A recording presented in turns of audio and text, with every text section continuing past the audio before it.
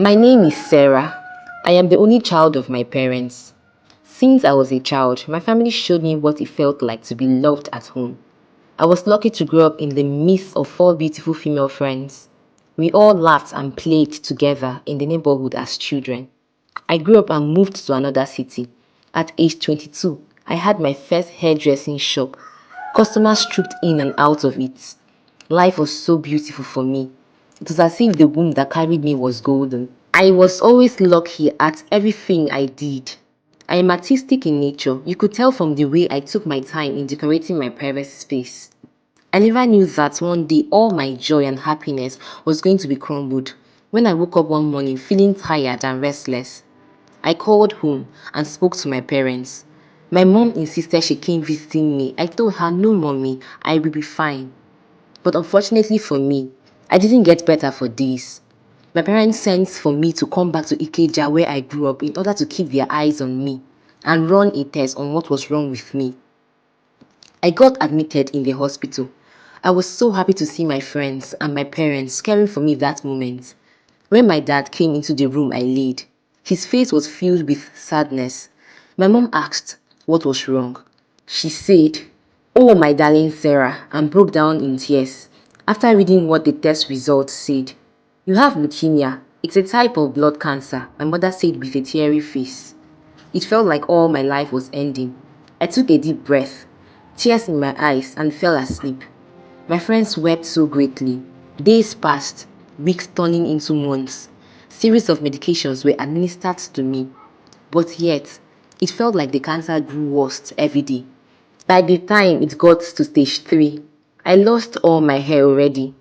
I thought of all the times I would go out happy, running around with my friends, when my mother will braid my hair, telling me beautiful stories as a child, or the times when I would braid a client's hair while gisting with her. But here I was, sick, weak, depressed, and unhappy. My family and friends never stopped visiting, praying, and caring for me. I could barely journal again because I just got to stage 4.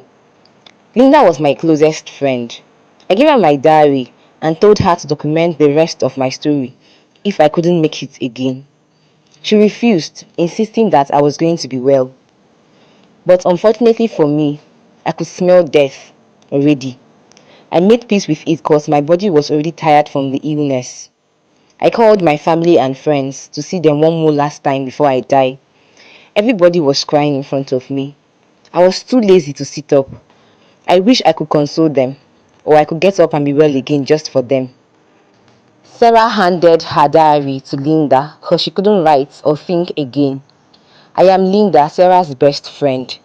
All I could say about Sarah was, she was a very beautiful young girl who was very intentional about everything she did. Her only wish while giving me her diary was, "Please, don't let my parents feel childless. You and the rest of our friends should be their children. Visit them. Always care for them, like your parents."